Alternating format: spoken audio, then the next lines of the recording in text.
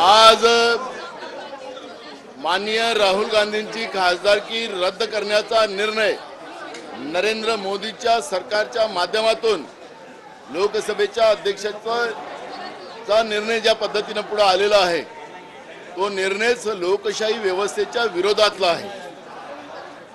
ज्याप्रमाणे गेल्या 9 वर्षांमध्ये नरेंद्र मोदीचं सरकार आपल्या मित्रांसाठी जे राज्य करते आहे, ललित मोदी असेल, नीरव मोदी असेल, मेहुल चोक्सी असेल, विजय मल्ल्या असेल, अशा अनेक नावं आपल्याला त्याच्यामध्ये मोजता येईल। अशा लोकांनी लाखो हजारो कोटी रुपये या देशाच्या जनतेचे घेऊन पाळलेत। त्यांना सपोर्ट करण्याचं काम नरेंद्र मोदीचं सरकार, भाजपचं सरकार देशामध्ये करते आहे आणि त्यांच्या विरोधात राहुल गांधी आवाज उचलतात आहेत।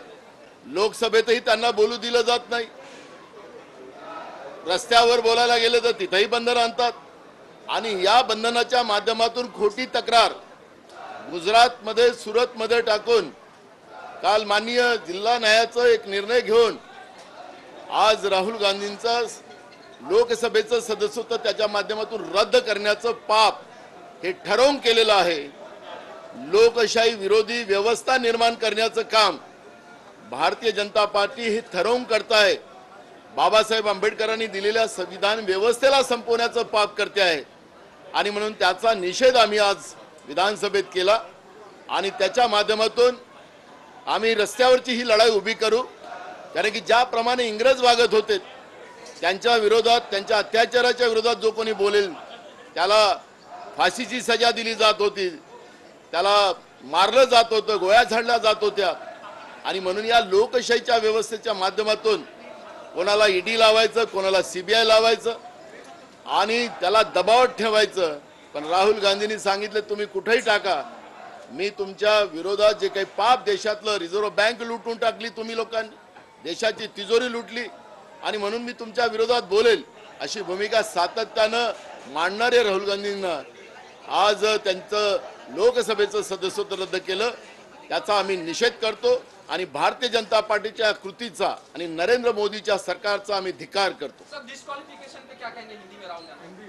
राहुल गांधी जी के जिस तरह से डिस्क्वालिफिकेशन किया गया उसका हम निषेध करते हैं, क्योंकि राहुल गांधी जी ने जो कर्नाटक में उनका भाषण किया था, ललित मोदी हो, नीरव मोदी हो, मेहुल चोक्सी हो, ऐसे कई मोदी के बारे में उन्होंने कहा था और वास्तविक है कि उन्हें भगोड़ा कर उनको इस देश ने डिक्लेयर किया है और ऐसी व्यवस्था के विरोध में बोलने का, पाबंद लगाने का काम सूरत के कोर्ट में एक वहां के बीजेपी के मोदी नाम के व्यक्ति ने कोर्ट में एक केस दायर की और जिला सत्र न्यायालय ने इस तरह का निर्णय दिया। उसी का आधार लेकर मोदी सरकार के दबाव में विधानसभा अध्यक्ष ने आज राहुल गांधी जी की लोकसभा का सदस्यता रद्द की। उसका हम निषेध करते हैं। ये लोकतंत्र का की व्यवस्था का विरोध करने का काम जिस तरह से मोदी सरकार कर रही है, बाबा साहब अम्बेडकर के संविधान की व्यवस्था को खत्म करना चाहती है, उसका हम निषेध करते हैं। और जो चोर है उसको चोर बोलने से कार्रवाई होती तो अब कल से हम डाकू बोलेंगे इन लोगों को। नीरव मोदी है, ललित मोदी है, मेहुल चोक्सी है, विजय मल्ल्या हो, अडानी हो, ये जैसे व्यवस्था जिस तरह से देश में देश की तबाही कर रहे, देश को लूट के लेके जा रहे हैं और ऐसे व्यवस्था को हम विरोध करेंगे, क्योंकि हमारे देश की व्यवस्था को लूटने वाले लोग हैं, हमारे देश के गरीब लोगों को लूटने वाली व्यवस्था है, उसका विरोध हम करेंगे। ये लोकतंत्र में हमें अधिकार है। ये सदस्यता रद्द किया, उसकी अब लड़ाई हम रास्ते की लड़ेंगे और जनता से हम न्याय मांगेंगे कि इस हुकुमशाही व्यवस्था को अब सत्ता से उतारने के लिए जनता का साथ लेकर इनको सत्ता से उतारने का ही मानस लेकर हम लोगों में जाएंगे।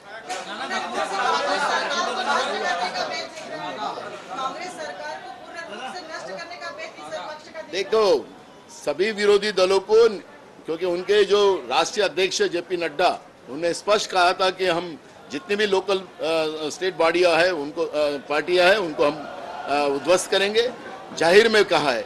और इसलिए इनका मानसिक जो स्तर है डेमोक्रेसी को खत्म करने का, बीजेपी का, इस बहाने स्पष्ट होता है।